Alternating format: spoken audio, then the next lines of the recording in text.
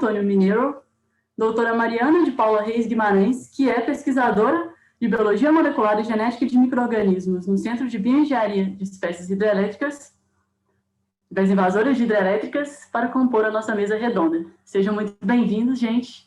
Vocês querem se apresentar? Falar alguma coisa antes da gente começar as perguntas?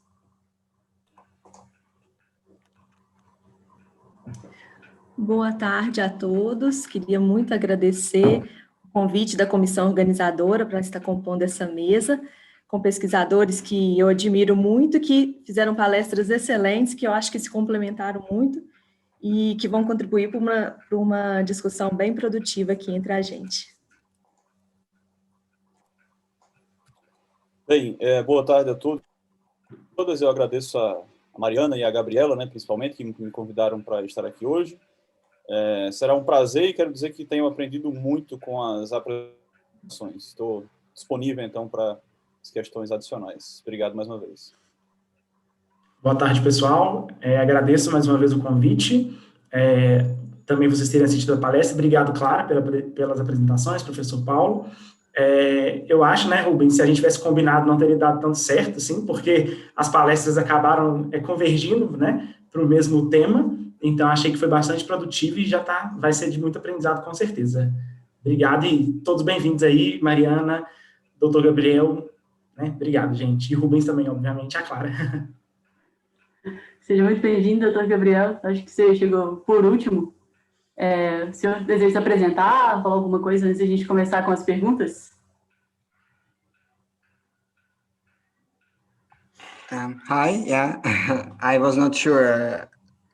Something happened and the Zoom reconnected and now I can see myself in this group. So I was a bit nervous, but yeah, I am Gabriel Antonio Minero, as a scientist from Orcus University, and I really like the format of this conference. I enjoyed the talks and looking forward to answer questions to my talk. Thank you. Muito obrigada, as palestras realmente foram muito boas, gente. Queria começar, então, fazendo uma pergunta para o Dr. Rubens, da Júlia Meireles. Boa tarde, Rubens. Estamos tendo dificuldade na revelação com CyberGreen. Na UV, conseguimos detectar diferença de fluorescência, mas fora do equipamento não conseguimos distinguir entre os tubos positivos e negativos. Você tem alguma dica? Concentração de Cyber, marca, momento de adicionar o Cyber? Obrigada. E Ryan completou com uma pergunta, falando: Dr. Rubens, você adiciona um intercalante de ácido nucleico anteriormente à reação de amplificação ou apenas no final da mesma? Ótimas as perguntas. Vou começar pelo de trás para frente. Depende. Existem intercalantes que podem ser colocados no início da reação. O CyberGold, por exemplo, resiste ao estresse térmico, e outros que não. Então, o CyberGreen normalmente se adiciona depois de haver amplificação. Existe um trade-off nisso, né? Se você termina a reação de amplificação e abre o tubo, você tem chance disso volatilizar no ambiente. Então, se você está num laboratório fechado, um curto período de tempo você vai ter um ambiente contaminado, onde você não vai poder mais abrir, né, mix de reação, por exemplo, numa sala como essa. Então, se possível, a gente evitar esse tipo de prática, mas se for num ambiente aberto, arejado, enfim, isso não é tão problemático assim. Com relação à primeira dúvida, isso pode acontecer por várias razões, tá? Para poder controlar, a minha sugestão é tentar... Eu não sei como é o nome de quem respondeu, desculpa, não lembro. Janaína, Juliana? Júlia Meireles. Júlia Meireles. A minha sugestão é buscar um outro alvo para você distinguir se esse problema pode ser alvo específico ou não, né? Por quê? Porque eu estou falando no alvo. O set de primer, ele pode ter um valor de DG que favorece a auto-hibridização, né, desses primers em si. Ou então, um primer não tão bem purificado, dependendo do fabricante, você pode ter concentração distinta de sais e concentração de primers truncados, que eles não vão ser úteis na amplificação, mas eles podem favorecer essa amplificação inespecífica, né?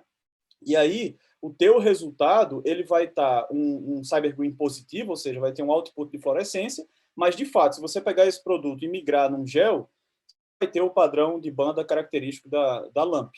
Então, são essas duas dicas. Tenta ver se é alvo específico e tenta ver se, de fato, essa amplificação ela é específica ou não.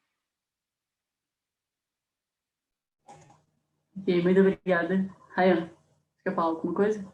É só o motivo da pergunta, Rubens, obrigado por esses esclarecimentos, mas é porque quando a gente vai ler, né, a metodologia desses artigos de LAMP, eles não colocam muitos detalhes sobre como que é feita a revelação, e aí a gente fica muito em dúvida. Geralmente vem assim, usou-se Cyber-Green, usou-se tal coisa.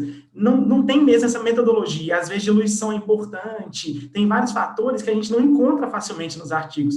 E aí parece óbvio, né? E na verdade não é isso que eu perguntei de se antes, depois vem, porque a gente encontrou um artigo, por exemplo, da Nature, eu não lembro para quais espécies eram, que eles adicionavam, por exemplo, o Cyber mesmo na tampinha do tubo antes de fazer a reação. Aí, então, a pergunta vem por isso. Então, talvez seja justamente por causa desses aerosóis, né? Como você colocou aí, para não contaminar e não ter que abrir o tubo após ocorrência da reação. Mas essa dica é ótima mesmo. Então, tentar usar um corante que seja termoestável para evitar essa contaminação do ambiente mesmo. Muito esclarecedor. Obrigado. Nada. Obrigada. Existem outras estratégias. Eu vi recentemente, eles colocam o próprio Cyber-Green num pellet de agar dentro do tubo e só aumenta o aquecimento. Aí depois que aumenta esse aquecimento, a agar derrete, você inclusive inibe a BST que está lá embaixo, e aí o Cyber-Green entra em contato com a reação. Na minha opinião, é incluir muitas variáveis, né? É trazer mais problema. Ao invés de simplificar, você vai piorar a situação. Então, prefiro pensar o mais simples possível. Você tem razão, de fato, nem todo mundo revela, né, em publicação os pulos do gato. E só para deixar assim, um pouquinho mais claro, a maioria dos outputs que são mais simples, né, ou mais baratos, eles são indiretos. Precipitação, né, do pirofosfato de magnésio,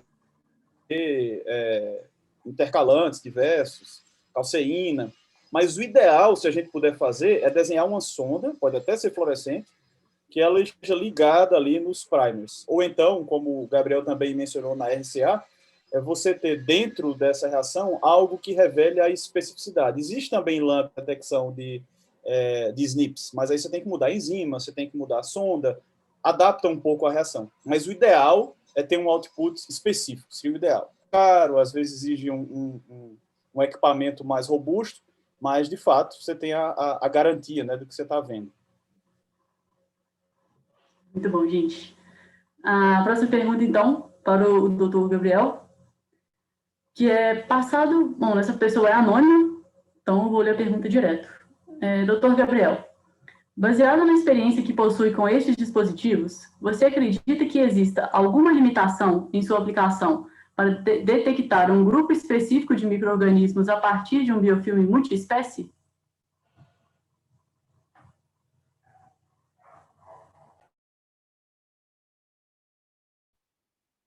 Okay, if this question is related to rolling circle amplification, then I believe that one can use lots of different padlock probes to target different sequences in the cocktail of water, for example, with containing different organisms. So this is called multiplexing, and the only thing is you need to know what organisms are you detecting. If it's E. coli, you can target 16S RNA, but then you need to know the sequence of that particular 16S RNA of particular E. coli strain. Because even a small mismatch will affect the performance of a biosensor. But then if we go further, not only RCA, but another molecular amplification technique can be implemented in our biosensor. So I have a publication also using loop-mediated amplification, and my colleagues are working on recombinase polymerase amplification. And this centrifugal microfluidic system, for example, allows you to detect 16 species theoretically at the same time. So to wrap it up, you can, using the presented technology, for example, microfluidic disk system, detect 16 different species, but they must be of a known origin so that you can check the sequences and design your padlock probes or primers to detect them. Yeah. Ok, muito obrigada. Em verdade, temos mais uma para você. Também de um anônimo. Dr. Gabriel, thank you for your very interesting talk. But at the end of the day, why did you decide for RCA technique? Well, because we had the LAMP presentation, it would not make sense to have two presentations on LAMP. But yeah, I can compare with the loop-mediated amplification because I have worked with it as well. We experienced that these microfluidic chip systems leaking at temperatures required for LAMP, say 65 or 68 degrees. The procedure we make them is that we use layers of PMMA cut using CO2 laser and glue it together using pressure-sensitive adhesive tape. Then we press it using 20 kilonewton pressure, and we hope that they are quite hermetic. And they are if we use mild temperatures. They also can handle 65 degrees, but the thing is, even one time the chip leaked, it created a big problem, just like Rubens and Ryans mentioned, right?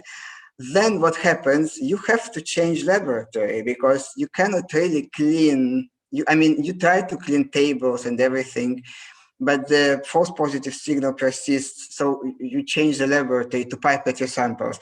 And that's what people often don't really mention in their publications, how often they worked in the same university changing laboratories. And this biosensor that we developed was with the idea that we could implement it in quite emergency conditions where we don't have opportunity to walk between buildings. So rolling circle amplification in that sense operates at a lower temperature and can be integrated a bit easier on a plastic chip. It has a higher limit of detection though compared to LAMP, but it makes it also more controllable because if the amplification is slower, then the occurrence of false positive signal is less probable. Basically, we can spill our liquids and contaminate the laboratory. You will not get the false positive signal because it's a linear amplification.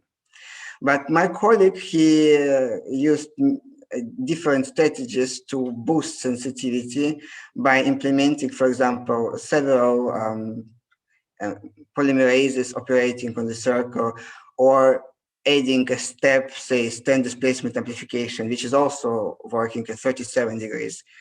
So rolling circle amplification can be also combined with the other downstream amplification steps, what makes this also attractive in diagnostics.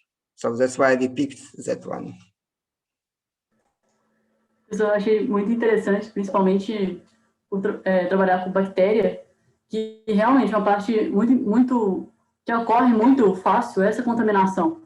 E a gente conseguindo evitar ela, usando essa técnica, é uma coisa que facilita muito e realmente é um ponto muito favorável de se utilizar a técnica, além dessa combinação que pode ser feita com outras.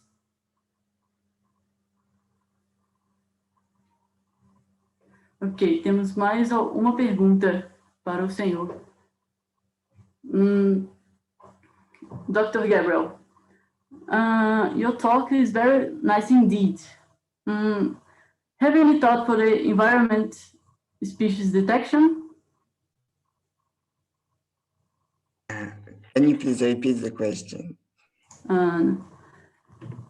Do you have any thoughts for environmental or species detection? Okay, for environmental species, well, so I have worked for detecting pathogens, viruses, or bacteria, and I don't know what's meant under environmental species. But one time I was applying for a job to detect nucleic acids from ancient samples. So basically, they had a project, you know, to collect soil from some rural area somewhere.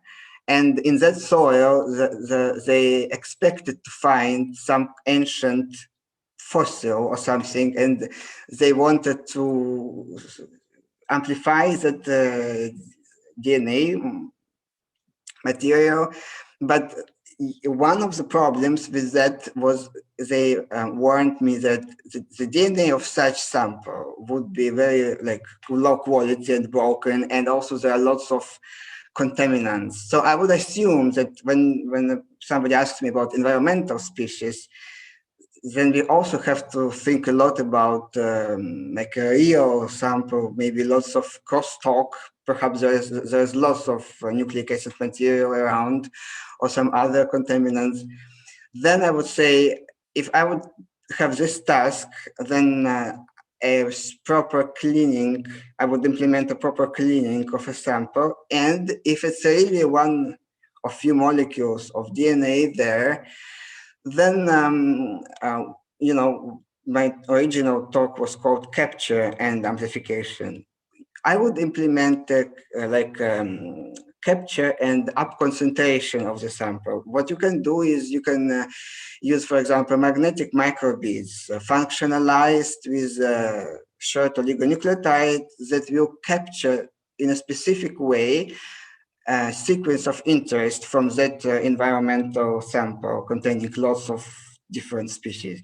And then you capture it and you pull it using magnets, and you get your sample like up concentrated, say from a liter. You can collect those molecules and resuspend them in 100 microliter. It's a very big upscaling process. And then I would put it into the biosensors for rolling circle amplification. But all my previous concerns with whether this environmental species is of a known origin, or whether it's something that needs to be first sequenced, perhaps, then it you know, must be taken into account. I hope it makes sense. Ok, sim, muito legal a sua resposta.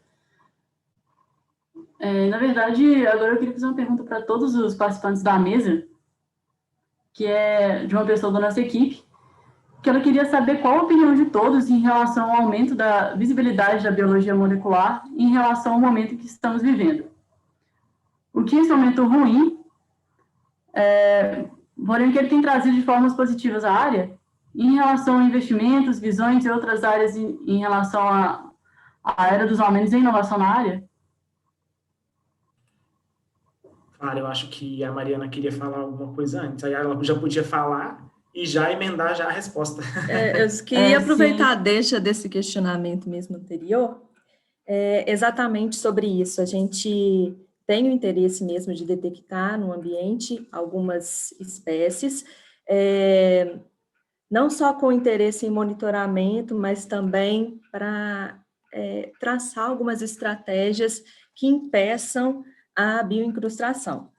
E a gente utiliza muito como matriz água ou então sedimento.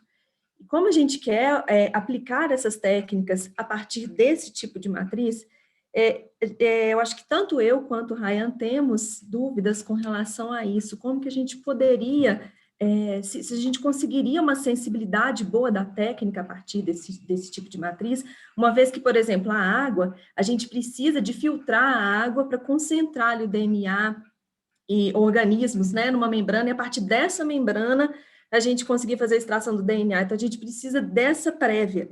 E como o nosso interesse é utilizar essas técnicas direto no campo, que ela se torne algo mais prático, mais fácil de ser realizado por pessoas que talvez não tenham tanto preparo nesse tipo de técnica, como que a gente poderia extrapolar essas abordagens para campo mesmo, né?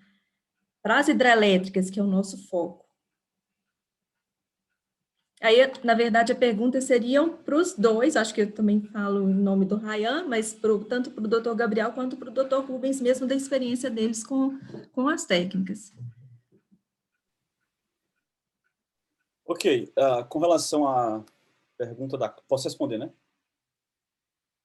Vocês tinham uma sequência. Mas então, com relação pode, por favor.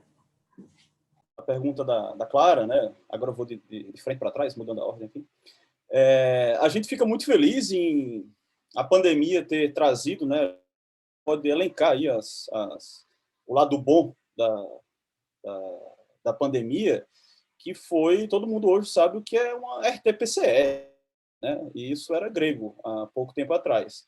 Vários já sabem o que é LAMP. E entre outros termos. No entanto, o que aconteceu, ao meu ver, foi um boom, por exemplo, de preprints. Preprints são artigos ainda não validados, ou ainda não referidos por pares, e eles são ótimos para quem sabe ler. No Brasil, nós não temos uma população educada, né, crítica o suficiente para conseguir estar ali. E muitas vezes eles trazem aquilo como verdade, um paper que não vai ser publicado, que vai ser rechaçado, enfim. Então, esse foi um lado ruim, né? Infelizmente, por falta de educação, né? Por falta de senso crítico, pelo menos no Brasil, falo por trabalhar aqui, que esse contexto que a gente tem hoje da pandemia nos trouxe. Então, eu tenho esse ponto assim, para a gente trazer a discussão. Né? Foi muito bom por uma divulgação científica, as pessoas entenderem o que são ferramentas de detecção por biologia molecular, e, por outro lado, você gera também um monte de fake news, interpretações incorretas, baseadas em preprints. Tá? Com relação ao ponto que a Mariana trouxe, agora eu vou mudar para o inglês, eu sei que aqui está com a Paula, né, que está fazendo a interpretação simultânea, mas aí eu falo direto aqui para o Gabriel, talvez ele possa vir na sequência. So, Gabriel, I'm going to switch to the English, so now we can discuss directly. And I think that based on the point that was pointed by Mariana, I think that the main challenge of having these molecular biology tools in the field is how can I say, the pre-analytical steps. Even if you are working with human like blood, feces, urine, saliva, the main challenge is to have these samples enriched enough to be detected by all of these methods, so LAMP, RCA, RT, PCR, etc. So people say that this is very nice and field deployable, but when you have all your samples already at the end, but you have to prepare it before. And that's the main challenge for this, to apply or to democratize these DNA tests. For me, that's the main challenge for it. It's still for human, not only for environmental species, but also from human samples.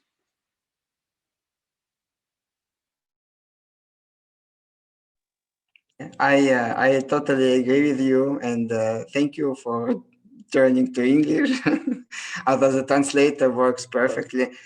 We also thought that these techniques, they are very powerful when it comes to synthetic molecules. The molecules often short parts of the genome that we order from a company and spike into buffer solutions. And then we use the commercial enzymes, which are also quite expensive. And we get these nice plots and claim those response plots and limits of detections. And then we fight. We kind of like that we could get a little bit lower limit of detections than somebody else. But I think that it's often a wrong way to pursue in research. That's why we turned, for example, to this loss sensitivity method, but we thought like to address certain challenges, and one of them, for example, is a presence of contaminants. Like you say, the sample first that we get will not be that clean molecule, it will be pretty much dirty. And then the lots of extraction steps will require people doing them. So this is where, for example, engineering comes, as I believe that interdisciplinary research requires molecular biologists working together with engineers who can develop maybe automated platforms or robots that can control these complicated reactions. And then I thought of, it would be really nice to have polymerases and enzymes that could handle these contaminants. That's why we used this phenylalbumine serum, but it was still like 5%, which you can calculate. That means that it's 5 microliter in 100 microliter. So it's still a very small amount, but ideally we would like to spike, 90 microliter and some buffer so that we can get as much as possible of this sample, not just 5 microliter. And there's a company here in Denmark who develops enzymes, and it's called Novozymes. And I really wish if they would develop a polymerase that would not, that would be not susceptible to these contaminants. But there are so many different samples that we analyze. It's saliva, or it's like you say, blood, urine, and all of them contain different contaminants. So in my opinion, the extraction is kind of a bottleneck to get clean sample. But I don't know how they manage to get these corona tests on a so short notice, because they get it from a mouth, and they must get it extracted and amplified, and the answer comes next day. So it is very good, but it's in centralized hospitals where they have lots of people who do it as their daily job. But I was just thinking, if it's about a poor country with outbreak of Ebola, for example, or dengue, forgotten dengue, right? Somewhere, in a developing world, then it must be a test that can be performed quickly and with a good, reliable answer, but not in a centralized hospital, but rather, in a field where we sort of have a tent and few people without a scientific background doing these reactions. Yeah. But I certainly agree with Ruben, and let's see what Ryan can say.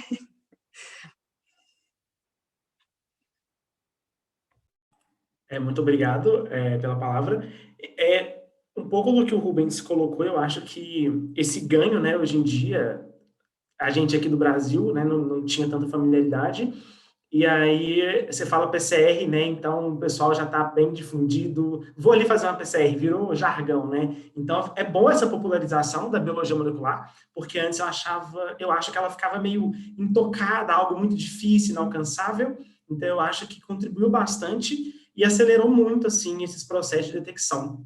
E aí, talvez, não sei se eu vou colocar uma fala ou devolver a pergunta mesmo para vocês, porque dentro disso que o doutor Gabriel colocou, quando a Mariana e eu, a gente pensa em LAMP, né, a Clara também em LAMP do mexilhão, sempre a gente é barrado, né, a gente a nossa barreira e a extração de DNA em campo? Eu acho que essa é a nossa pergunta principal, porque a verificação da detecção, né, os equipamentos igual o OmniLamp e outros aí, eu acho que já estão bem mais avançados nesse sentido do que a parte de extração. E aí que eu acho que, como o doutor Gabriel colocou, vem isso da colaboração, né, da engenharia, de como sistematizar algo que seja portátil para a gente fazer uma boa extração de DNA em campo. Porque, no nosso caso das espécies invasoras, se a gente coleta 50 ml de água, que parece pouco, quanto de DNA tem ali nesses 50 ml de água? E aí, então, como que a gente vai detectar, então, o DNA do mexilhão dourado, que às vezes está no estágio larval? A larva tem 200 micrômetros. Quanto de DNA eu consigo recuperar disso? Claro que, laboratorialmente falando, se a gente pegar uma larva e fizer a extração, a gente consegue detectar isso por PCR, até PCR quantitativa e convencional, a gente viu que dependendo do kit de extração, a gente consegue. Mas e aí, como é que fica, né? Então, eu queria ouvir também de vocês, devolvo a pergunta para vocês, o Rubens aí também, que já vem nessa vertente, que já colocou essas questões para ele, como que vocês acham que a gente poderia detectar essa larva mesmo? Eu acho que o nosso grande ponto aqui da espécie invasora do mexilhão seria esses estágios larvais, para antecipar mesmo esse início de quadro invasor de um ambiente ainda livre de mexilhão, vamos colocar assim. Não sei se a Mari quer completar alguma coisa. Não, era exatamente isso que você falou no final, que o nosso intuito é detectar o iniciozinho de uma invasão. Então, são pouquíssimas larvas ainda por cima, né? São 5, 10 larvas, né, que a gente tem que detectar dentro daquela amostra de água. Então, realmente, uma quantidade muito pequena. Talvez acrescentar, depois de da metodologia de extração, algum passo em que a gente consiga enriquecer aquele DNA, sabe? Amplificar todo o DNA completo do que está ali, para depois fazer a amplificação de um alvo em específico. Eu não sei, assim, a gente tem que adaptar ainda a melhor possibilidade. Você está falando, tipo, fazer uma nested PCR, né? Uma PCR da PCR, para a gente tentar chegar no alvo mais... Não. Primeiro, fazer uma amplificação. É como se você gerasse um número de moléculas de DNA maior, para depois fazer uma amplificação, mas da molécula total, não de um alvo em específico. É um enriquecimento de DNA, talvez. Mas seria algo que daria seria mais oneroso, né? Então, vem outras limitações aí, aparecem outras limitações, né? Outros desafios.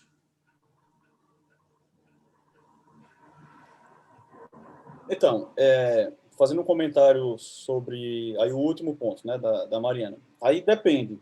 Se vocês querem um tudo ou nada, presença ou ausência da larva, né, acho que só um pedaço do genoma seja suficiente. Mas eu entendi a aplicação de uma pré-amplificação, um sequenciamento inicial, mas eu acho que ele se aplicaria numa possível detecção de um SNP, que é como o Gabriel está falando. Com uma quantidade muito pequena, você não consegue detectar precisamente aquela modificação. Então, vamos imaginar que é uma espécie de mexilhão que determinado polimorfismo gera um espalhamento maior, ou, sei lá, é resistente a algum tipo de droga, nesse sentido. Aí, tudo bem. Aí, uma quantidade muito pequena daquele DNA não seja possível revelar essa característica intrínseca daquela espécie, né? Mas se vocês só querem, de fato, saber se ele está ali, eu acho que a quantidade mínima necessária a ser detectada já seria suficiente para esse tudo ou nada, né?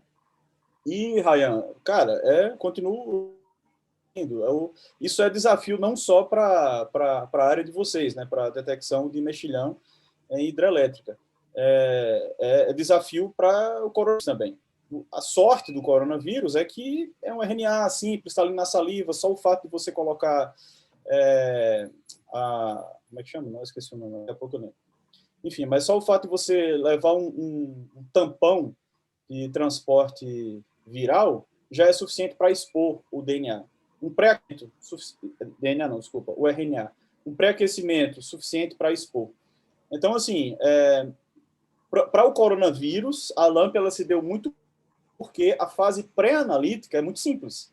Você pega a saliva direto e só aquece, às vezes até por uma questão só de segurança, para aquela amostra não ser infectiva, você já tem uma quantidade suficiente de RNA ali para dizer que, ok, aquela amostra está contaminada, o tudo ou nada, né?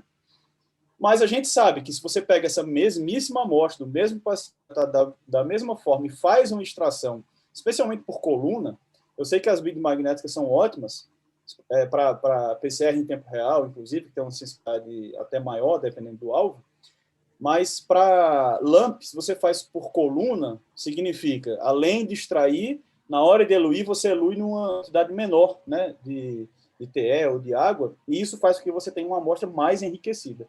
Então, a chance dela ser positiva é maior. Só para a gente ter uma ideia, uma saliva extraída chega a ser sensível em torno de mais de 80%, se comparado com uma PCR em tempo real da mesma extraída.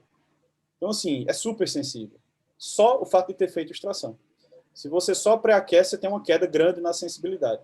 Então, assim, a gente sempre vai discutir, e eu acho que você tem razão, né? Esse é o principal gargalo.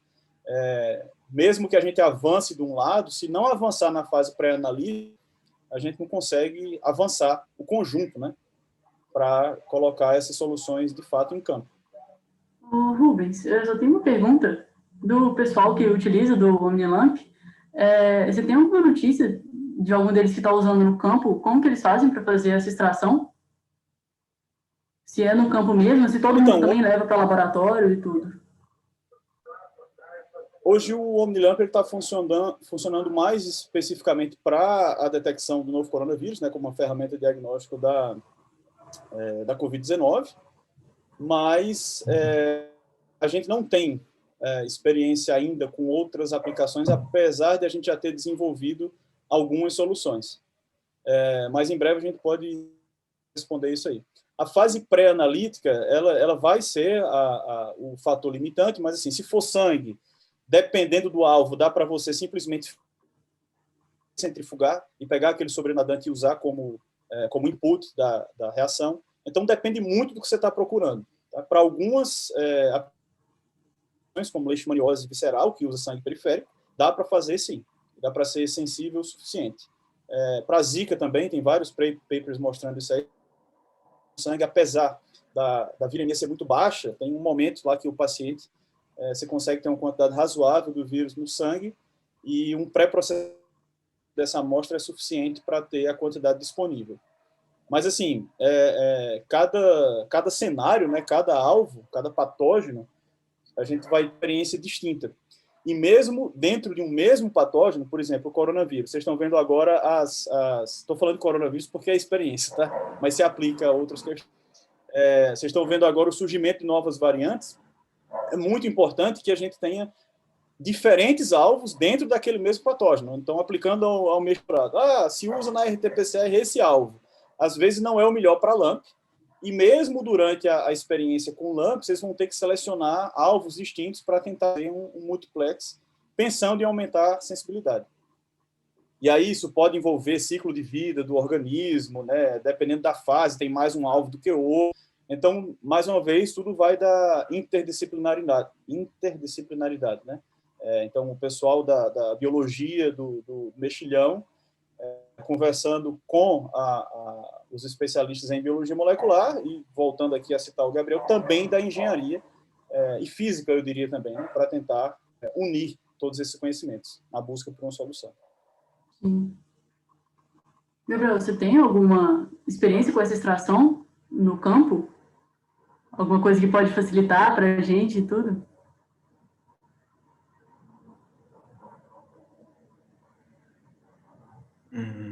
So the question was about extraction in the field. Yes. So no, well, first of all, I have never worked in the field myself, but I just imagine that such things happen in poor countries where people simply don't have say opportunity to get to the centralized hospital if it takes I don't know, a day to travel, right? So but I would say I have ideas how extraction can be done, and one of these ideas I mentioned, if you use particles to capture the oligonucleotides, but I mean, there are publications to use this to up concentrate the material, but I personally don't have like experience, apart that we have one publication where we integrated this capture with further amplification and detection. And I can only say that if you capture thing on something, whether it's a particle or whether you immobilize it on a surface and then you say incubate it for 2 hours so that molecules get attached to the surface, and then you wash and you get these molecules nicely attached, then if you like to do amplification of those attached molecules, the system will suffer from the diffusion limitation, because the enzymes, they are suspended, they are not at the surface, and only few of them will be at the surface. So the efficiency of the method will be compromised. So what needs to be done after you capture it, you need somehow to find a way to release it back, so that you capture something clean and then you release it to solution with all those polymerases and the reagents. Otherwise, the sensitivity will also suffer from the diffusion limitation of such a system. But also, since I'm speaking, I wanted to say to Ryan, I thought about what he was saying. Couldn't you, if you collect a sample of water and you would like to detect the golden mollusk, right? Or whatever environmental species that is presented in a very few copies, couldn't you sort of add some nutrients and let it replicate for a day and then try to analyze it? Would that work for you?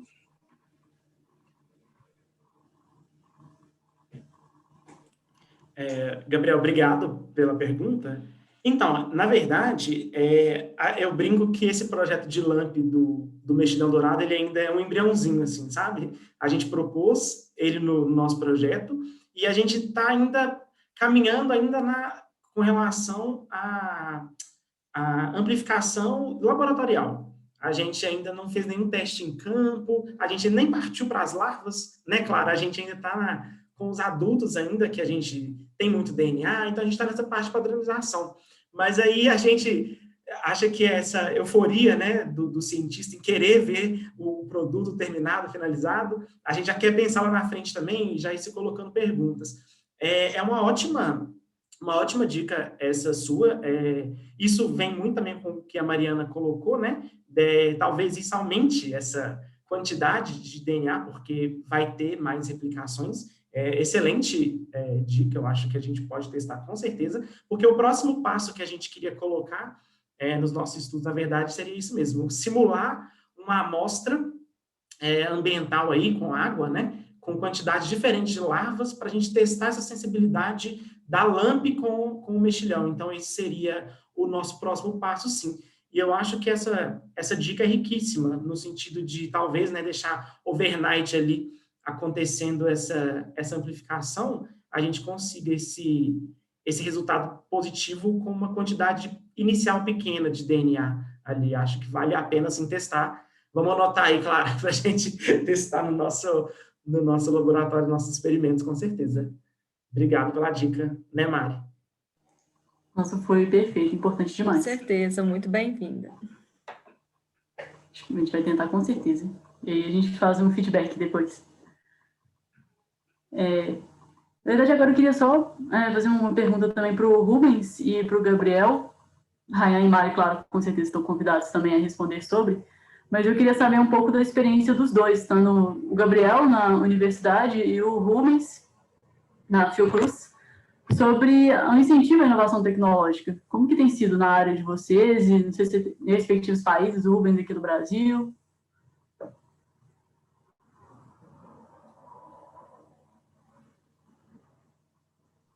You can go first, Gabriel.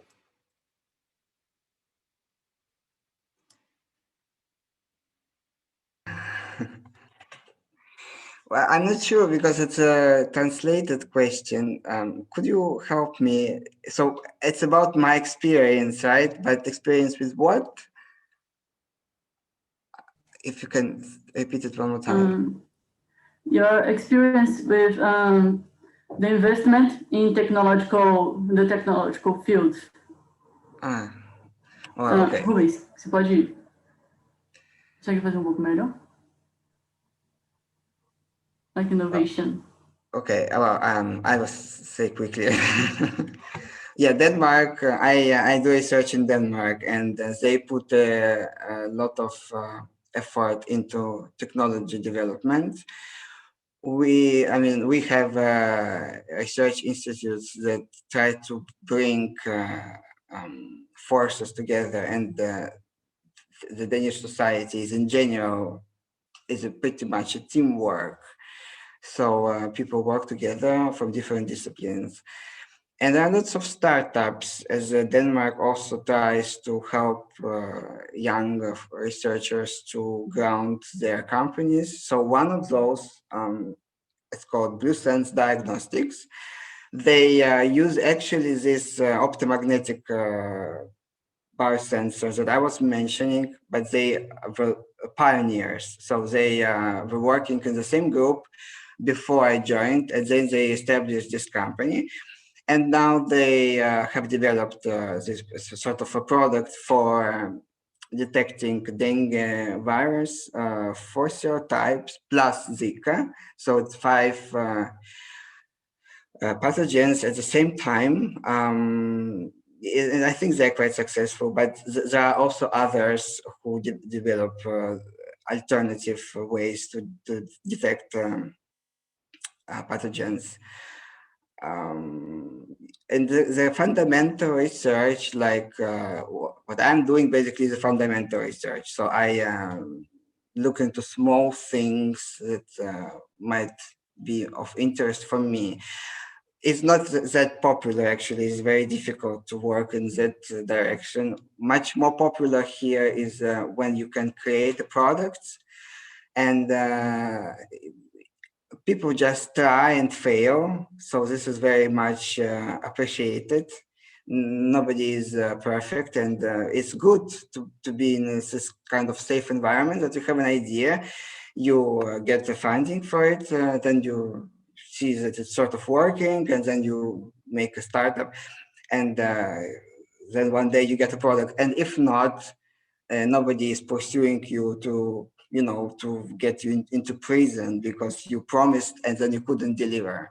So speaking about my experiences, I think I really enjoy working here, and we have also lots of projects between university and the industry, because industry has like I said, they don't have enough resources to support, say, interesting but not very, say, applied projects. But then they can always work in tandem with university.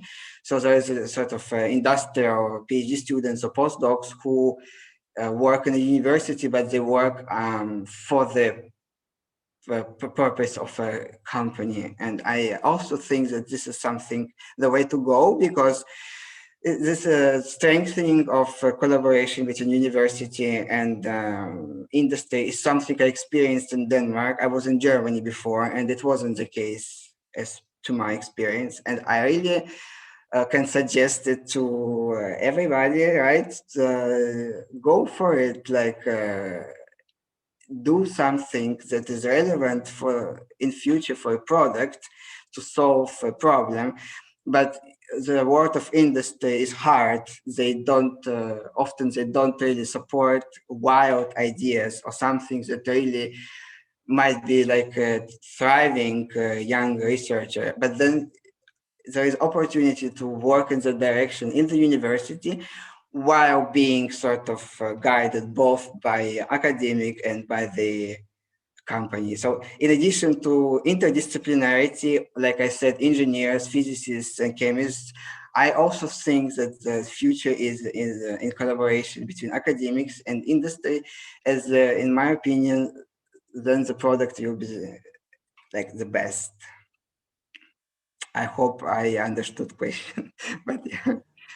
Sim, é exatamente isso. Gostei muito desse ponto de sempre ser uma competição mesmo, né? No mundo da indústria, não é colaborativo igual dentro das universidades. Isso realmente. O que você acha, Rubens? O meu ponto de vista, vou usar, né, aproveitar a resposta do Gabriel, quero dizer que eu também estou de acordo.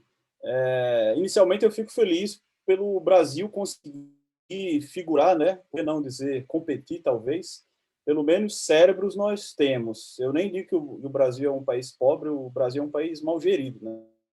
Vem a gente esse ano batendo um recorde na produção de soja que vamos vender aí para a China e Estados Unidos em massa. Então, dentro dessa perspectiva, eu acho que é muito bom a gente conseguir responder do ponto de vista científico. Então, desde o outbreak lá do vírus, né, do Zika vírus, 2015, respondeu rapidamente. Agora também nessa pandemia, o Brasil também conseguiu responder rapidamente em vários aspectos do ponto de vista científico. Só que o mundo, né, o financiamento, a forma como a gente consegue financiamento, ele não difere de nenhum lugar do mundo, né? Existem algumas peculiaridades, mas o mundo inteiro investe na academia e quem faz esse investimento é o setor público. Alemanha, Estados Unidos, quem atrás, né, de quem que banca, né, é o setor público. Então, aquela coisa do comunista de iPhone, né? Que ótimo, cara, porque, de fato, as tecnologias iniciais, elas, para que o iPhone fosse construído, elas vieram, de fato, da academia, né?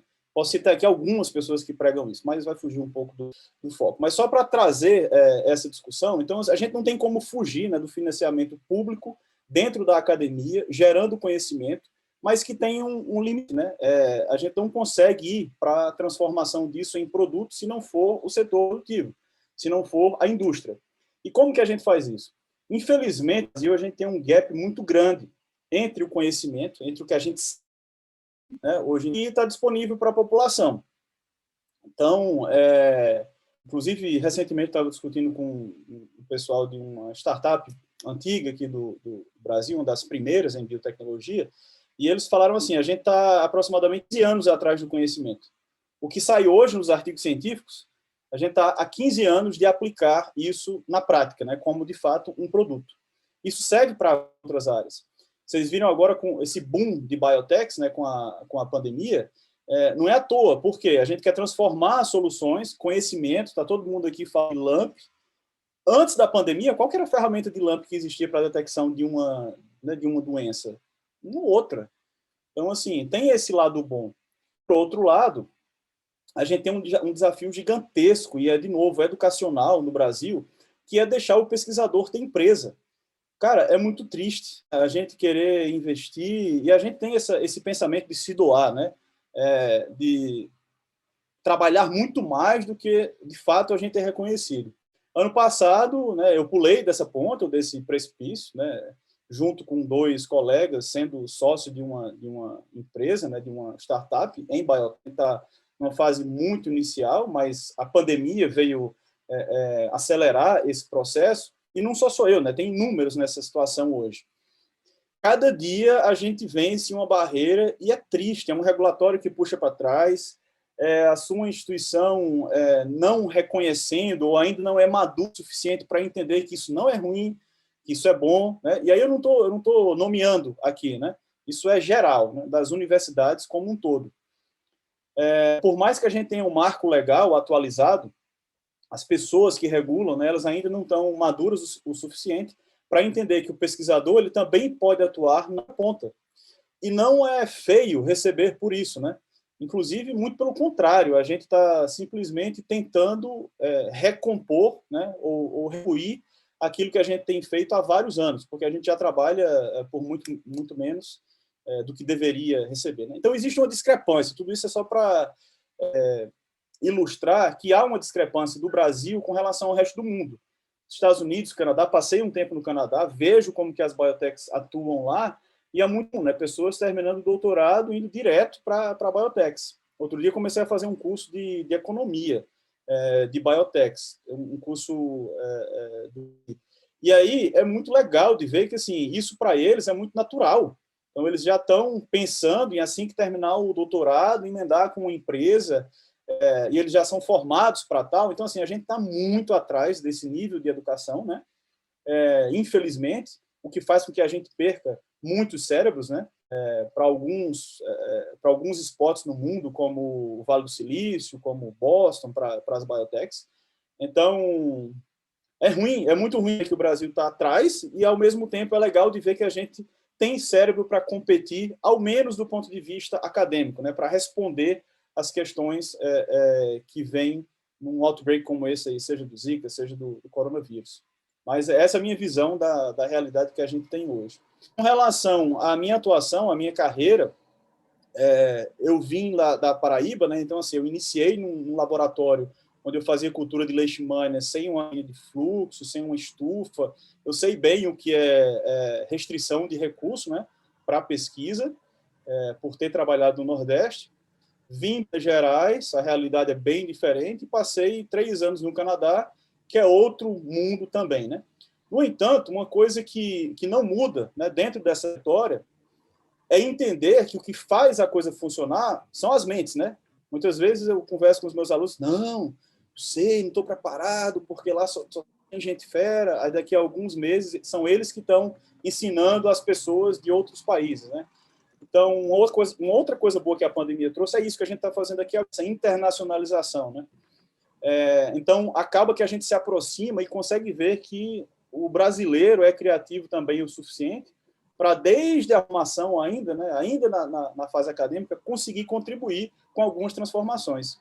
Então, isso eu também percebi durante a minha carreira. Não é uma questão orçamentária, ela é importante, mas é muito mais revolucionário aquela pessoa inquieta, aquele estudante que de fato quer transformar. E para isso ele não precisa de grana, ele precisa de entender, e aí uma hora ele vai estar num hotspot desse no mundo, transformando de fato aquela realidade. Sim, com certeza, é verdade. Eu lembro uma coisa que o Ryan me falou um tempo atrás, que eu acho que a Júlia, uma colaboradora nossa, ela foi fazer uma parte do mestrado dela fora. Uma coisa que ela observou é que os pesquisadores brasileiros, eles são muito bem vistos lá fora. Tanto a gente acredita, né, que seja pelas dificuldades que a gente tem que ultrapassar aqui na pesquisa do Brasil, com um orçamento limitado e de uma maneira ruim, mas acaba agregando um pouco na nossa forma de resolver problemas. E acaba que, então, as mentes do Brasil são muito valorizadas, só que fora do Brasil. Que no Brasil o cenário é um pouco mais complicado. Isso é para geral, né? A gente vê isso na música, vê brasileiros na NASA, isso é geral, não só ciência, tem em várias áreas. Trabalha muito e é muito criativo. Sim, com certeza. Continuando, então, umas perguntas, aproveitando, né, esse tópico, tinha uma pergunta de uma pessoa aqui da equipe, que fala o seguinte: Dr. Rubens, você mencionou em algumas respostas sobre a questão das doenças tropicais serem, de certo modo, negligenciadas. Com esse cenário de pandemia, você acredita que será mais simples encontrar parcerias internacionais para pesquisar doenças tropicais, visto que, no chamado antropoceno, as barreiras, tanto naturais quanto artificiais, para a dispersão dessas doenças parecem estar menos eficientes nessa contenção? Professor, tanto o professor Rubens quanto o Gabriel também, né, que está um pouco nessa área. A nossa experiência é que, assim, elas são ditas tropicais negligenciadas, né? O termo tropicais está, inclusive, ele é demolido hoje exatamente por conta dessas barreiras, aquecimento global. Então, algumas delas, né, deixaram de ser estritamente tropicais e já são também tropicais. E o termo negligenciada, apesar da OMS tratar como doenças negligenciadas, é do ponto de vista de atenção prévia, né? Mas não significa que elas sejam negligenciadas do ponto de vista de estudos. Então, o Brasil é um dos que mais contribuem, por exemplo, com conhecimentos em leishmaniose, doenças de... Então, a gente está entre os top 3 aí do mundo na produção de conhecimento para essas patologias. Isso não significa que a gente está perto de uma solução, né? Porque, como eu respondi mais cedo, elas são negligenciadas pela indústria, não porque a indústria farmacêutica ela não queira ter uma solução. É claro que ela quer ter uma solução, né? Investindo pouco e lucrando mais. Dificilmente eles vão conseguir isso com negligenciadas, porque os clientes são sempre setores públicos. É ruim vender para o público? Não, mas normalmente essas vendas elas estão atreladas, né, a grandes, com altos descontos, enfim. E você precisa investir fortemente no P&D. Só para a gente ter ideia, um dos creme de la creme aí das biotechs, investem em imunoterapia do câncer. É caríssimo, mas você transforma isso aí em um medicamento que também a pessoa vai tomar ali e vai gastar alguns milhares de dólares, né? Então, assim, se investe muito para ter um retorno também muito grande. E para a leishmaniose, que é o que a gente trabalha, isso só vai acontecer a muito longo prazo. Então, o termo negligenciado é mais nesse sentido, né? Negligenciada de atenção, negligenciada desses desenvolvimentos de soluções. A solução que a gente tem hoje no Brasil para tratar a leishmaniose, ela foi usada pela primeira vez em 1947, continua no mercado. Extremamente tóxica, os parasitas são resistentes, enfim, tem inúmeros problemas, né? E aí, com a pandemia, vou responder, por exemplo, o diagnóstico da leishmaniose no setor público ele foi interrompido. Então, a doença deixou de existir? Não. E a leishmaniose é só um exemplo de várias outras, né? Que vocês têm visto na mídia aí. O atendimento primário que acabou. Então, assim, a doença está lá, só que a prioridade agora foi Covid-19, mas a doença continua ainda infectando, matando, gerando morbidade. A gente está durante aí enfrentando uma epidemia de dengue. Não acabou, a gente continua com dengue. Doença cardiovascular continua matando, as pessoas não estão indo para o hospital por conta do medo, né, de se infectarem pelo coronavírus. Então, assim, essa negligência ela vai continuar nesse sentido. E aí a pandemia, mais uma vez, veio abrir os nossos olhos, assim, rasgar, de fato, a ferida, né, que a gente tem hoje nesses aspectos. Então, são desafios que, assim, o Brasil ainda vai enfrentar, ainda vai passar muitos anos enfrentando, conta também de má gestão, da saúde, inclusive, né? Com certeza, mais uma Acho vez. que eu respondi a maior parte, né, da pergunta. Acho que só as barreiras Respondo sim. eu entendi muito bem, mas eu citei aquecimento. Sim, foi muito boa a resposta. Agora tem uma pergunta que surgiu durante a nossa discussão, que eu acho que essa aqui é principalmente para o Dr. Gabriel, que é perguntando se deveríamos envolver os engenheiros desde o início da construção dos protocolos. Acho que é principalmente para essa parte de extração no campo e coisas do tipo que, às vezes, alguns engenheiros podiam tentar facilitar um pouco para os biólogos e pesquisadores. Yeah, it's a very good question, and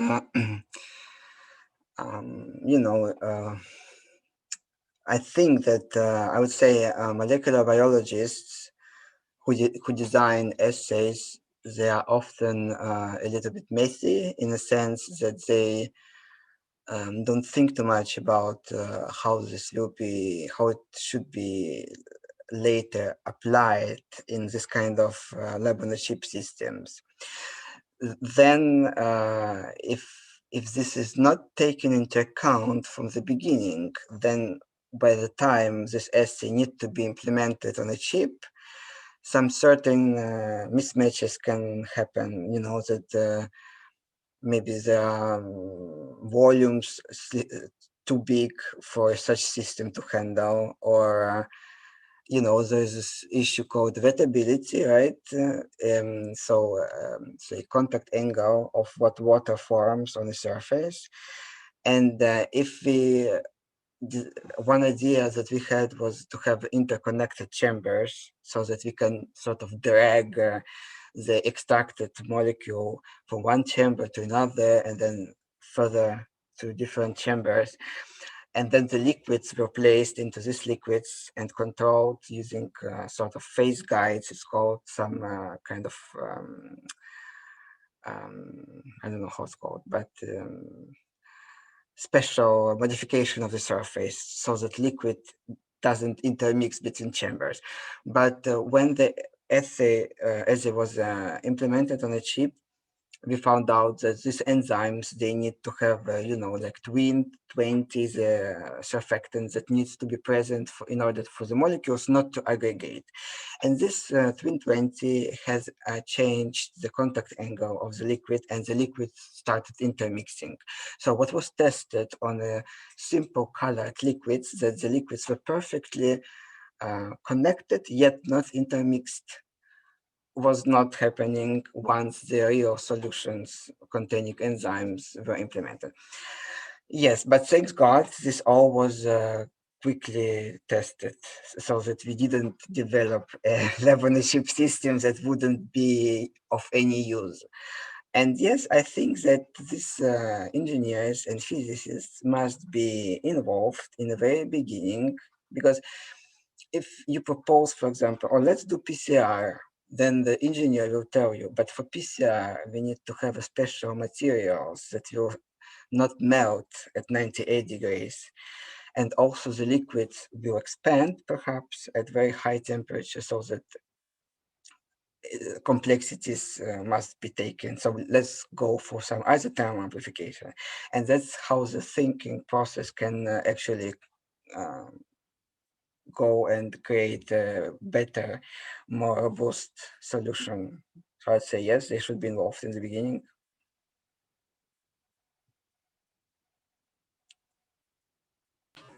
Tá voltada.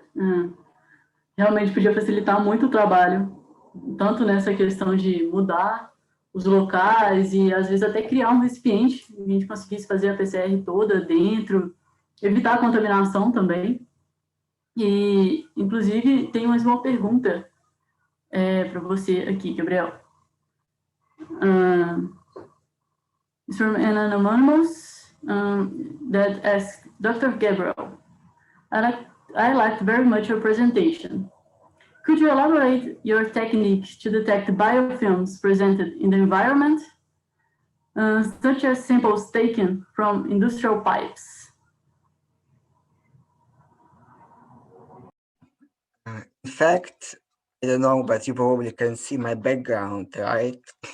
It's my object of studies currently is a biofilm visualized in a confocal microscope. And you can see there are red cells. The red cells are wrapped in extracellular matrix that is green or blue, right? And this green or blue is actually extracellular DNA that can be easily stained using some special fluorophores. So there is a lot of extracellular DNA in the biofilm. And my colleague is working on a project of detecting biofilms from the pipes. But what he does, he's only interested in detecting biofilm mass. So nothing like what particular pathogen is causing trouble, because he showed me picture from the pipe and it looks so disgusting. There are lots of different pathogens and they form communities, and there will be lots of polymers and lots of things. And then if you would like to detect a particular species, you might ask a question like, first of all, the DNA is already outside. So the job is a little bit simplified because there's lots of DNA outside of the cells. But you basically collect this biofilm, scrub it from the pipes, and you run the assay, and you will be able to detect. You might also consider to destroy the cells. If then you will also get genomic DNA. You can also separate, sort of using mild surfactant. You can separate and extract the extracellular DNA and analyze both extracellular DNA and cells. Why? Because it's more like for fundamental studies. For example, if you would like to prove that the biofilm contains microRNA of a certain species, and this microRNA causes trouble. So maybe you would like to find a solution to destabilize these biofilms, and if you figure out that it's made mainly of RNA, so maybe it will help you to find a solution how to clean the pipes, right? And so it depends also what is your goal, just why you would like to analyze the biofilm, like presence of a particular nucleic acid material. You might design your assay in a different way.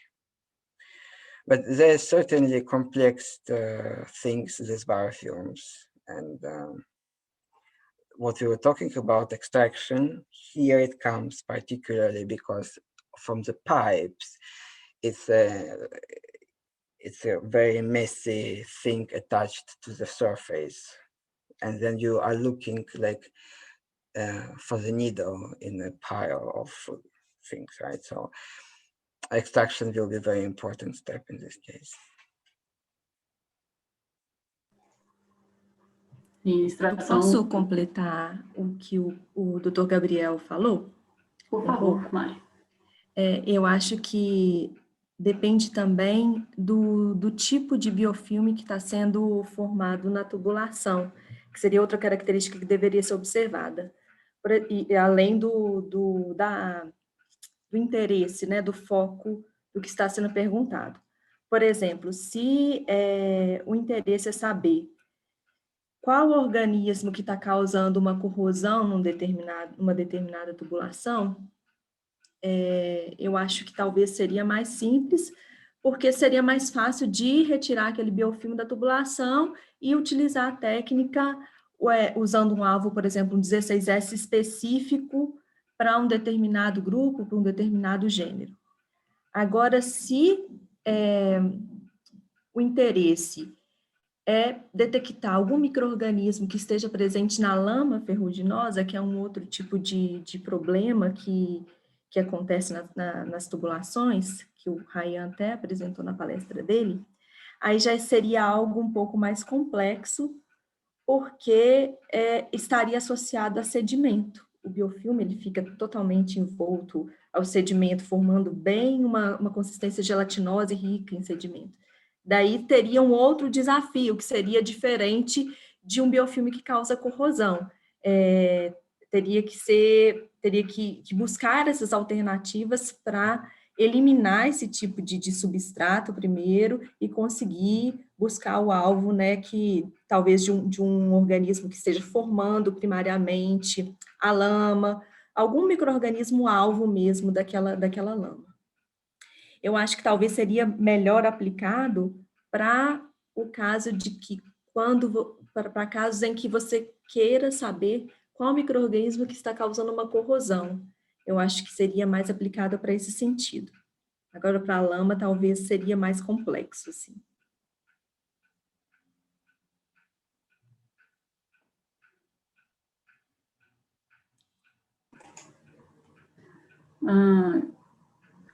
De acordo com a última resposta do Dr. Gabriel, surgiu mais uma pergunta aqui no chat, que é: Gabriel, você chegou a pesquisar outros modos de tradução do sinal em relação aos biosensores? Em qual momento da sua pesquisa você viu que o modo óptico foi o melhor para a detecção na utilização de ácidos nucleicos? E a última: vocês pensam em utilizar essa tecnologia para outros tipos de análises, como anticorpos, bactérias e células?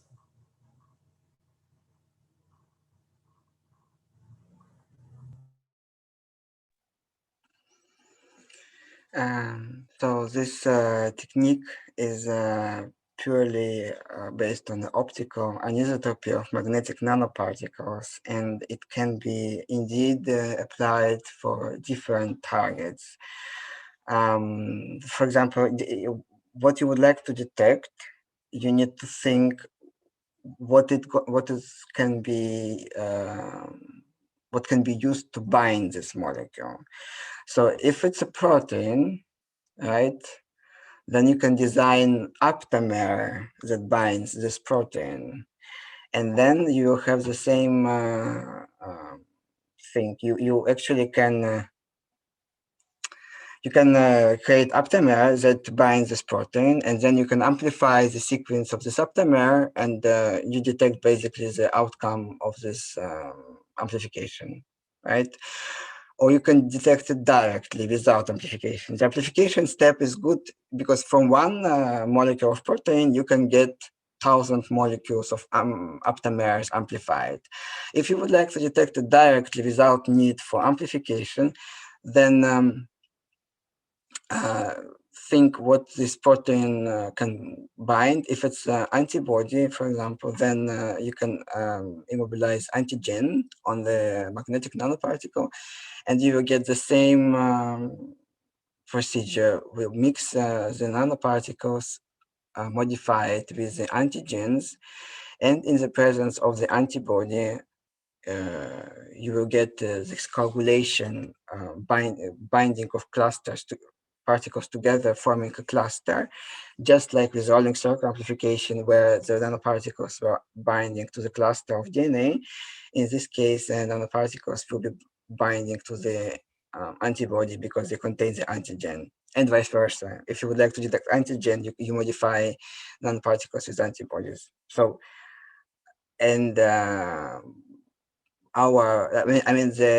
guy who, the researcher who developed rolling circle amplification, his name is Matt Nielsen, and he has implemented this rolling circle amplification for detecting also cells and other molecules. And then basically what he was doing, he was transducing signal from cells or proteins into DNA, and then this DNA was amplifying using rolling circle amplification. And what we are doing, we detect rolling circle amplification products using magnetic nanoparticles. So we found that this is the best way because you can amplify the signal by employing the nucleic acid probes. But if I can say, think about optomagnetic technique as using gold nanoparticles. It's a very similar approach. Gold nanoparticles are also functionalized using tyrolated DNA probes. And when they find their target, they form clusters, and change in optical absorption from blue to red happens. That can be detected even by eye. But the problem with gold nanoparticles is that, tyrolated probes, they require certain care. When you attach tyrolated DNA to gold, you have to have, you should avoid presence of oxygen in this sample. And this tyrolated DNA is very easy to, detach, because in all these amplification reactions, we have a mercaptoethanol. It's also tyrolated molecule present in high concentration that competes for gold with the tyrolated DNA. That's why the use of tyrolated, the gold nanoparticles in this particular assay wouldn't be very efficient. And that's why magnetic nanoparticles are more attractive. And you can also use a magnet to handle them. For example, what we have done in another project, we could use magnetic field to attract nanoparticles together and thus boost kinetics. Otherwise, it takes actually longer time for the particles to find their complementary target. But in the magnetic field, they accelerate it, so everything takes place faster. Muito interessante eu gostei muito dessa última parte do campo magnético, e realmente eu acho que falta um pouco isso também, para a gente começar a utilizar mais essas técnicas, como utilização de campos magnéticos, tentar implementar isso nas técnicas que a gente já tem e conseguir, assim, aprimorar, ao invés de ficar voltando e voltando, e o que a gente faz com esse DNA, o que a gente faz com esses fragmentos e essas partículas. Muito obrigado, doutor, achei muito interessante. Agora eu vou jogar uma pergunta para o Rubens, do Érico Freitas, que é: olá, doutor Rubens. As simetrias das estruturas mostradas no vídeo sobre LAMP, como os LAMP dumbbells, são confirmadas por alguma técnica como difração ou são modelos teóricos para simetrias dessas estruturas mostradas? Obrigado.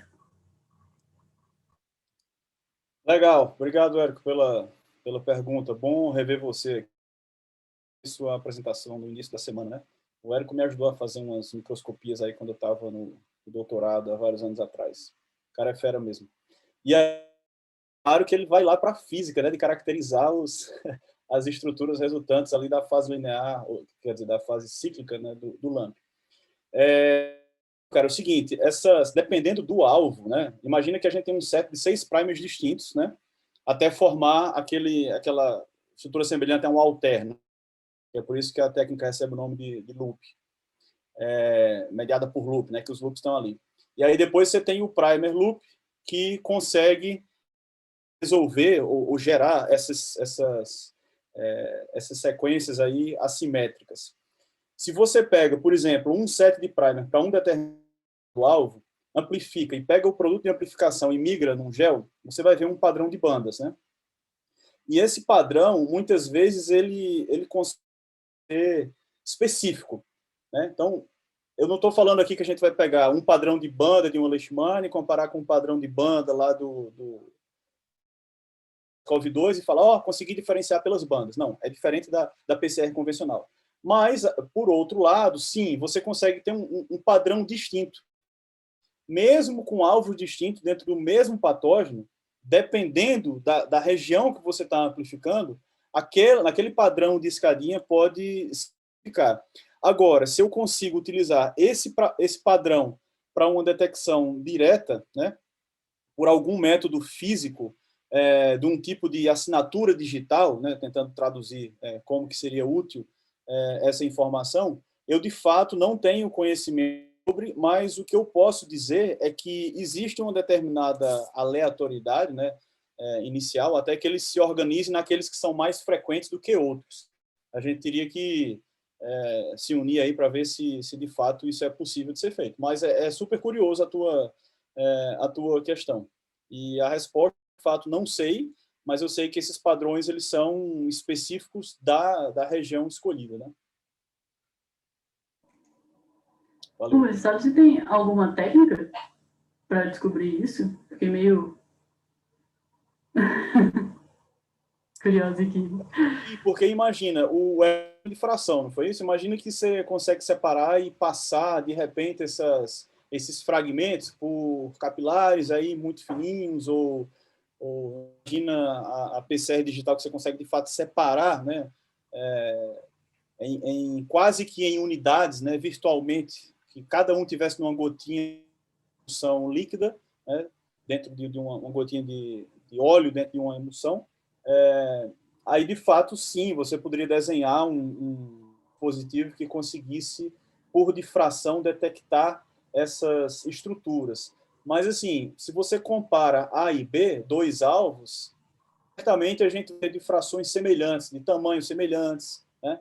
Então, eu acho que, assim, para fazer, de fato, uma genotipagem, utilizando uma técnica assim, aí tudo bem. Aí eu acho que seria relevante ir atrás. Mas só pelo padrão, eu não sei se a gente vai ter, de fato, uma assinatura digital, não.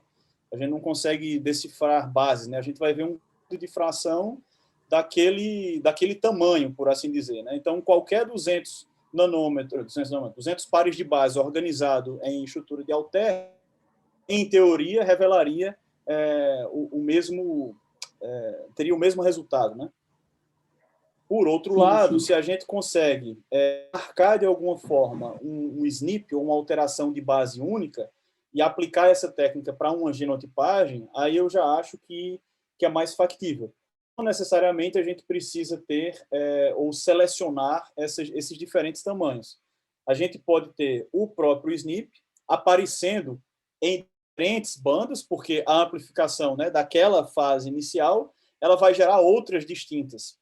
E essa mutação de base única vai estar presente em várias dessas.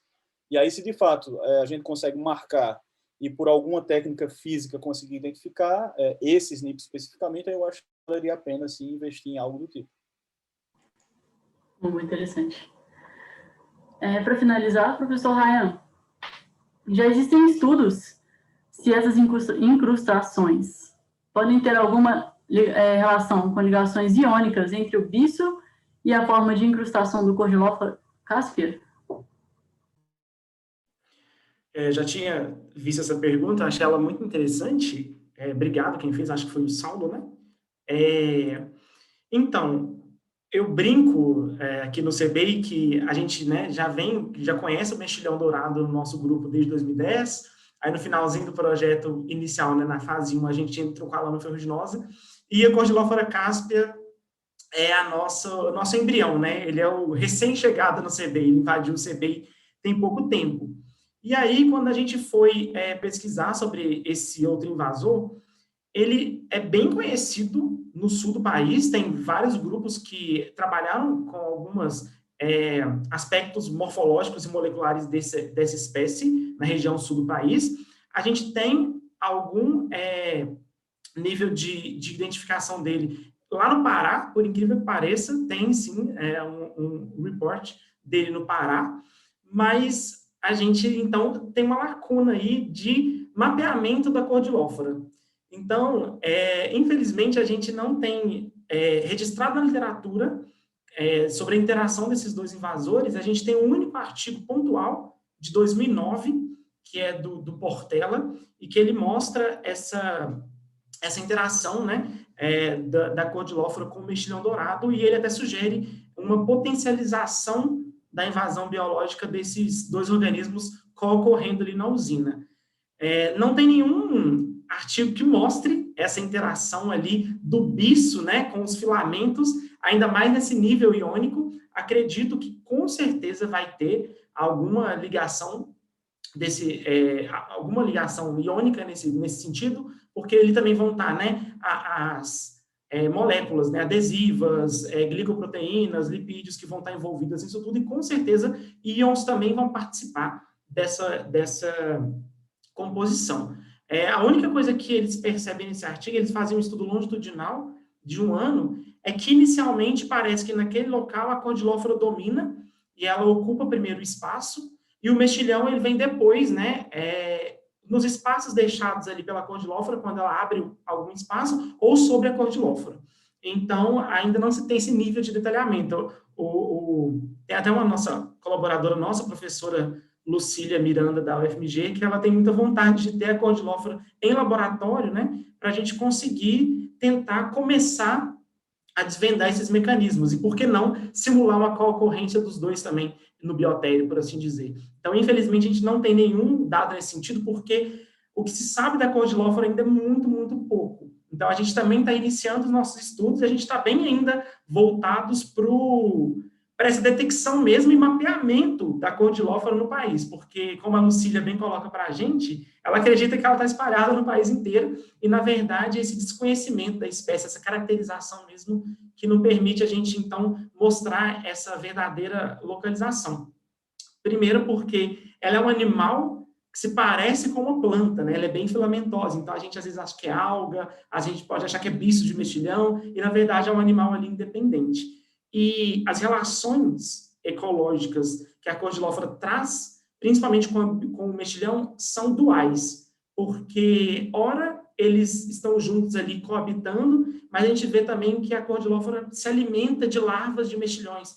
Isso já foi mostrado para o mexilhão quagga, na América do Norte. Então, ela tem aí essa predação, serve de habitat, então é muito complexo. Então, acho que a Cordilófora é uma caixa preta ainda, a gente não tem essas respostas, é um organismo aí com vasta possibilidade de estudo, criação de tecnologia, e quem sabe, né, Rubens, fazer uma lamp aí para a Cordilófora também em breve. Acho que é isso, não sei se eu respondi a pergunta, mas é valiosíssimo esse questionamento aí.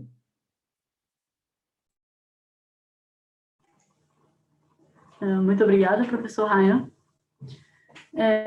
Bom, durante a mesa hoje, tentamos priorizar as perguntas tanto para o doutor Gabriel quanto para o doutor Rubens, que são pesquisadores externos, e a gente sabe tanto que eles são ocupados, e tivemos o prazer enorme de estar aqui passando essa tarde com a gente.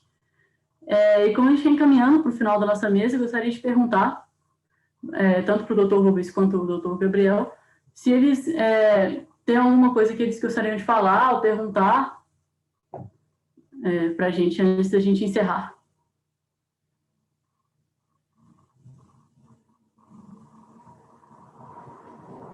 Yeah, maybe I can say a few things. I really liked there was this question about what is topical disease, and then I was thinking is, for example, tuberculosis tropical disease or not? And basically, I wanted to say that what I don't like in the world of academics maybe is that we kind of follow the hot targets. So I can tell you that in 2015, when I joined this university, I worked with the dengue serotype 2, is where I used the SLAMP technique and we made a publication, but then we moved on because apparently the boom about dengue and Zika came to a very like noise, basically, although I believe that it is still an issue. But it's just people were expecting that it will be like COVID, that they could have a high impact papers because they are combating something spreading very fast, but at the end, it's not. And I feel sad because this is still a very interesting target because there are so many serotypes, and then you need to also be able to be specific whether it's Zika or not. But working with tuberculosis, I also was asked questions like, why tuberculosis? It's not really an issue, but it is an issue in also in developed countries. I met people who were treated for tuberculosis, so it can hit a person, and especially a person with a compromised immune system. So when we speak about targets and pathogens, I think there shouldn't be anything like what is hot and what is not hot. And I truly believe that all pathogens and microorganisms deserve these techniques. I mean, deserve a publication and deserve to be recognized and deserve to be analyzed, because whether they're good or whether they can cause a trouble shouldn't be a matter, in my opinion.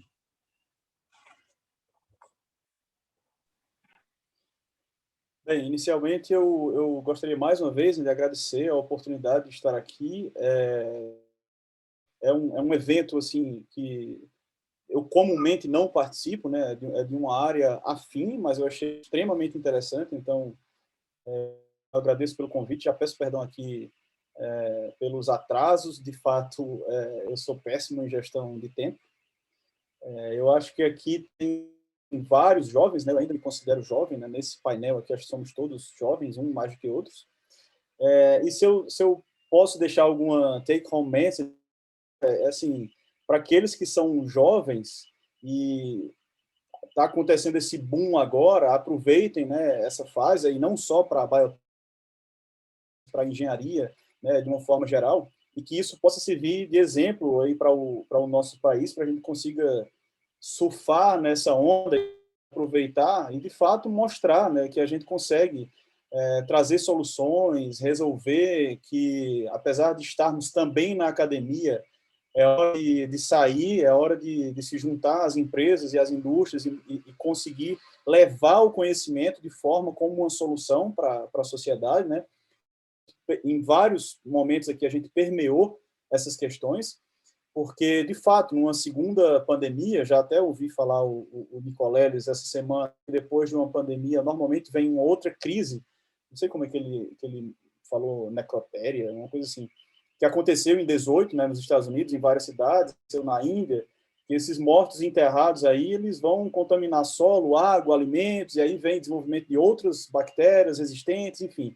Então, acabou e não vai acabar tão cedo, e a gente precisa estar preparado para esses tipos de outbreaks, né, depois, pensando na pandemia e depois da pandemia. Não foi falta de aviso, né, felizmente, alguns países conseguiram responder, o Brasil não consegue aprender com nenhum desses exemplos, e a única coisa que nos resta é persistir, né? Enfim, então, a minha mensagem que eu deixo para os jovens é essa: não é simples, você dorme, mas pelo menos você está fazendo o que gosta. Então, espero que com esses exemplos de hoje aqui, a gente consiga levar para casa esse ensinamento, que no Brasil a gente consegue ser competitivo, e hoje está aí nas mãos dos mais jovens de transformar, de fato, o país. Muito obrigada, doutor Rubens, doutor Gabriel, pelas considerações maravilhosas de vocês durante a mesa redonda, foi muito importante para a gente. E se ninguém mais tiver nenhuma consideração, a gente encerra a mesa de hoje por aqui. Ayan? Eu gostaria de agradecer também a presença, eu acho que foi um rico aprendizado para mim, estar com o Dr. Rubens e o Dr. Gabriel.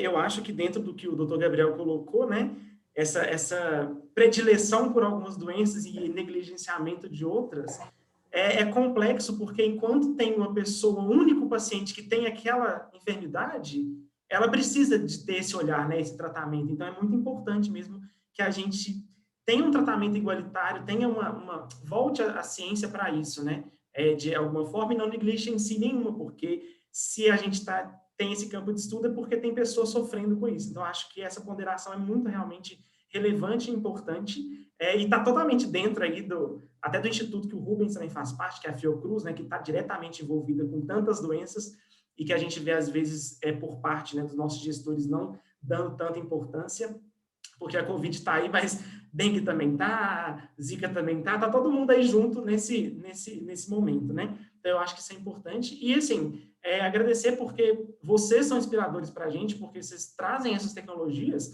e movimentam a gente também, sabe? Deixa a gente inquietos na tentativa de buscar novas ferramentas, tecnologias, para resolver os nossos problemas, que não são de enfermidades, por assim dizer, mas é a enfermidade do ambiente, né? Porque uma espécie invasora, ela tem causado também muitos problemas aí, econômicos e ambientais. Então, é um outro ângulo de enfermidade aí, de uma infestação. Então, acho que a gente consegue transpor esses aprendizados entre as várias áreas aí, né? Na patologia, na parasitologia e na ecologia, por que não? Então, agradeço muito a presença de vocês, eu aprendi demais e muito obrigado pela disponibilidade e também pelo convite, por poder ter palestrado aí pelo CB, que eu admiro tanto a equipe sabe disso. Obrigado mesmo.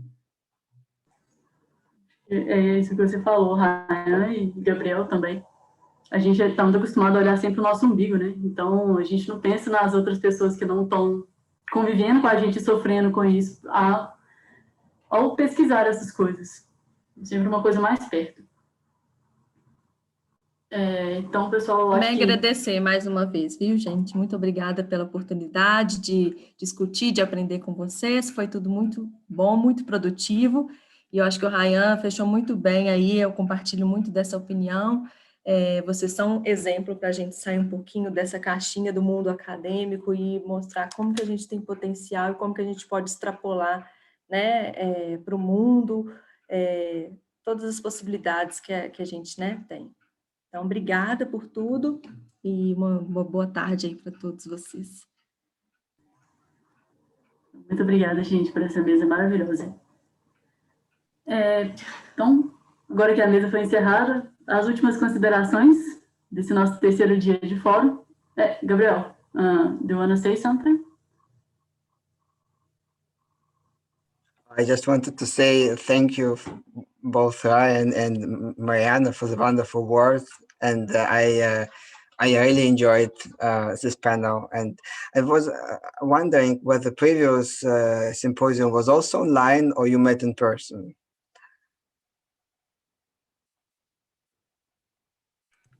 Pessoalmente. It would be a great opportunity to meet you all next year. Hopefully, yeah. Eu acho que a gente ainda pode fazer muitas trocas, né? A gente discute ainda muito sobre os nossas pesquisas. É importante a gente manter isso, né? Eu acho que ia ser muito bom. Mas vai ser um grande prazer receber você aqui, doutor Gabriel, no Brasil também. Quem sabe o nosso próximo fórum aí presencial vai ser ótimo, com toda certeza. Será muito bem-vindo vir conhecer aqui o país e dar uma passeada por Minas.